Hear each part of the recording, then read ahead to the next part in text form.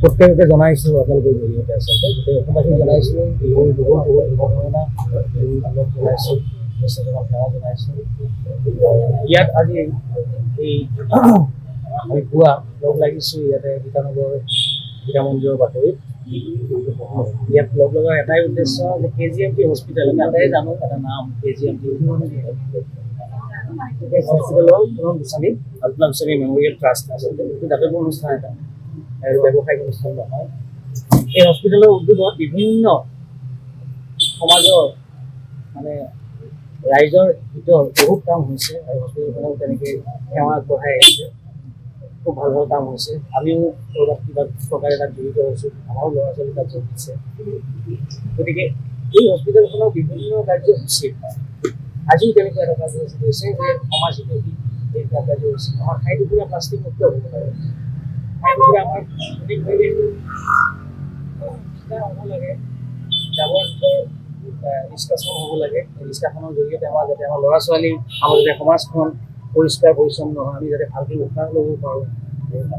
এই পৰিষ্কাৰ পৰিচ্ছন্নতাৰ প্ৰতি লক্ষ্য ৰাখি KGMT হস্পিটেলে আজি ৰাতিপুৱাই বহাগৰ তৃতীয়টো দিনত এই অনুষ্ঠান ৰাখিছে প্লাষ্টিক মুক্ত এখন সমাজ গঢ়াৰ যদি তাৰেই প্ৰথম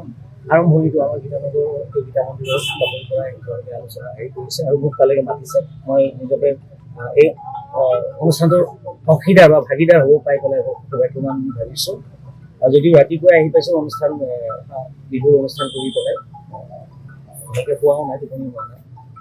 তথাপি ইয়াত গোটেইখিনি ৰাইজ লগ লাগিছে আৰু KGMT হস্পিটেলৰ গোটেইখিনি বিষয়ববীয়া কৰ্মকৰ্তা চিকিৎসক গোটেই ষ্টাফ ইয়াতে আছে গতিকে প্ৰত্যেককে মই শুভকামনা জনাইছোঁ আৰু আহক আমি এনেকৈ আমাৰ ভাল ভাল কামৰ জৰিয়তে আমাৰ নিজৰ সমাজখন আমাৰ নিজৰ নতুন প্ৰজন্মক এটা ভাল বাৰ্তা দিওঁ যে পৰিষ্কাৰ পৰিচ্ছন্ন হৈ থাকক আমাৰ বিভিন্ন ধৰণৰ বেমাৰৰ পৰা আমি নিৰাময় পাওঁ আৰু সেয়াই হ'ল আমাৰ নিজৰ ঠাইটুকুৰা নিজৰ পাৰ্চনেল যিটো হাইজিন থাকে তাৰ লগতে ছ'চিয়েল হাইজিন এই গোটেইখিনি পৰিষ্কাৰ পৰিচ্ছন্নতাৰ মাজেৰে আমি আমাৰ নিজৰ সমাজখনক সুবিধা কৰিব সকলোকে ওলগ জনাইছোঁ আজি বহাগ বিহুৰ দিনাও আমি সকলো ওলাই আহিছোঁ KGMT আৰু ছেভ মৰুৰ তৰফৰ পৰা মই ছেভ মৰুৰ ভাইচ প্ৰেচিডেণ্ট হিচাপে আজি 4-5 বছৰে আমাৰ নতুন মজুমদাৰৰ লগত একেলগে আমাৰ গোটেই গ্ৰুপটো আহিছে আজি ছেক্ৰেটাৰী আহিছে আৰু তেওঁলোকৰ চব আহি আমি বহুত জেগাত এনেকৈ জাবৰ নিষ্কাশনৰ কাম কৰি আহিছোঁ এতিয়া এইটো যেতিয়া প্ৰস্তাৱ আহিল আমি সাদৰেৰে গ্ৰহণ কৰিলোঁ KGMTৰ ফালৰ পৰা যে এটা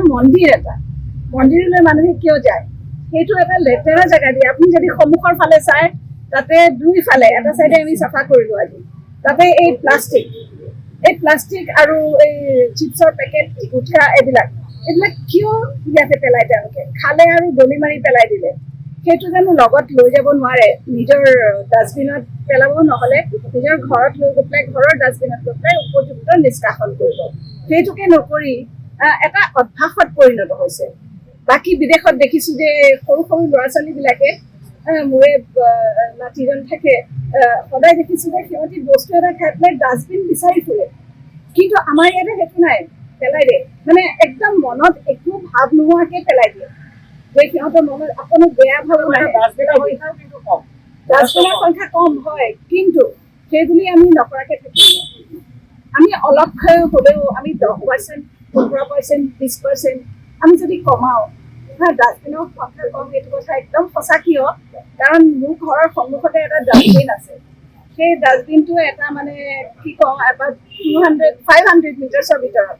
তাতে আমাৰ 500 মিটাৰ্ছৰ ভিতৰৰ মানুহখিনি যিখিনি আছে মেইন ৰোডত তেওঁলোকেতো পেলায়েই আৰু এই সৰু সৰু লেনবিলাকত য'ত মানে মিউনিচিপালিটিৰ গাড়ী যাব নোৱাৰে তাতে মানুহবিলাকে ড'ৰ টু ড'ৰ কালেকশ্যন কৰে কিন্তু কি হ'ব সেই ড'ৰ টু ড'ৰ কালেকশ্যন কৰি দেখিছোঁ ঠেলাত আনি পেলাই আকৌ এটা ডাষ্টবিনতে পৰে কি লাভটো সেইটো সজাগতাৰ প্ৰয়োজন হৈছে আৰু ডাষ্টবিন বেছি দি পেলাই ডাষ্টবিনৰ কিন্তু এইটো মই নকওঁ যে চাফা নকৰে কৰে কিন্তু তাৰে ভাৰ যিটো বহন কৰিব লাগে সেইটো ভাৰ বহন কৰিব নোৱাৰে এটা ডাষ্টবিনে নোৱাৰে আৰু ঘনকৈ ডাষ্টবিন দিব লাগিব আৰু ঘনকৈ নিষ্কাশন কৰিব লাগিব আৰু মানুহ KGMT হস্পিটেলৰ তৰফৰ পৰা আৰু ছেভ ভৰলু যিটো অভিযান চলি আছে আমি ভৰলু বচাওক এই দুইটাৰ পৰা আমি গীতা মন্দিৰৰ পাহাৰৰ আৰম্ভণিৰ পৰা ওপৰলৈকে KGMT হস্পিটেলে কিছুমান ডাষ্টবিনৰ যোগান ধৰিছে কাৰণ আমি বিচাৰোঁ যে প্লাষ্টিক ৱেষ্ট যিখিনি প্লাষ্টিক আমাৰ আছে তাহাঁতৰ প্ৰপাৰ নিষ্কাশন হ'ব লাগে এতিয়া আমাৰ চহৰখন নলা নৰ্দমাবোৰ প্ৰায়ে বন্ধ হৈ আছে কাৰণ আমি যদি চকু দিওঁ প্লাষ্টিকৰ বটল প্লাষ্টিকৰ পেকেট প্লাষ্টিক আমাৰ ডেকা ল'ৰাসকলক এই মন্দিৰৰ নিচিনা ইমান ধুনীয়া পৰিৱেশত আপুনি দেখিব ইয়াতে বিভিন্ন ধৰণৰ বটল চিপছৰ পেকেট গুটখা পানৰ পেকেট এইবোৰ পৰি আছে আৰু সেয়া আহি মই আৰু মোৰ বন্ধুৱে এইবোৰ দেখি আমি ভাবিলোঁ যে এটলিষ্ট আমি সৰুকে হ'লেও গীতা মন্দিৰৰ ৰাস্তাটোৱে যদি চফা কৰি ৰাখিব পাৰোঁ আৰু মানুহক সজাগ কৰিব পাৰোঁ প্লাষ্টিকৰ ব্যৱহাৰ আমি বন্ধ কৰিব নোৱাৰোঁ কিন্তু প্লাষ্টিকৰ প্ৰপাৰ নিষ্কাশন ভাল কৰি নিষ্কাশন প্লাষ্টিকটো ছেগ্ৰিগেট কৰক ঘৰৰ কেঁচা বস্তুখিনি বেলেগে ৰাখক সেইখিনিৰ পৰা পচন সাৰ হ'ব প্লাষ্টিকখিনি ৰিচাইকেল কৰি নতুন ঘৰত ব্যৱহৃত কৰিব পাৰে কিন্তু আমি যদি নলা নৰ্দমাই পেলাওঁ মাটিত জ্বলাই দিওঁ তাৰ পৰা যিটো বিষাক্ত গেছ আহে আমাৰ হাওঁফাওঁত কষ্ট দিয়ে হাঁপানীৰ সংখ্যা বাঢ়ি গৈছে প্লাষ্টিকৰ কাৰণে নলা নৰ্দমা বন্ধ হৈছে পানীৰ ডুঙা ভাঙিছে আৰু আপুনি জানে আগতে গুৱাহাটী চহৰত ডেংগু বেমাৰ নাছিলে কিন্তু আমাৰ এইটো এৰিয়াতে কলনী ৰেলৱে কলনী ভাস্কৰ নগৰত চবতছে বেছি ডেংগুৰ সংখ্যা বাঢ়িছে তো আমি লাজৰ কথা এইটো যে আমি কিহৰ পৰা হয় ডেংগু মহৰ পৰা মহ কিহৰ পৰা হয়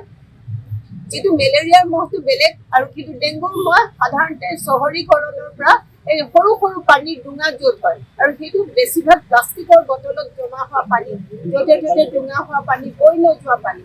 তো আমাৰ আজি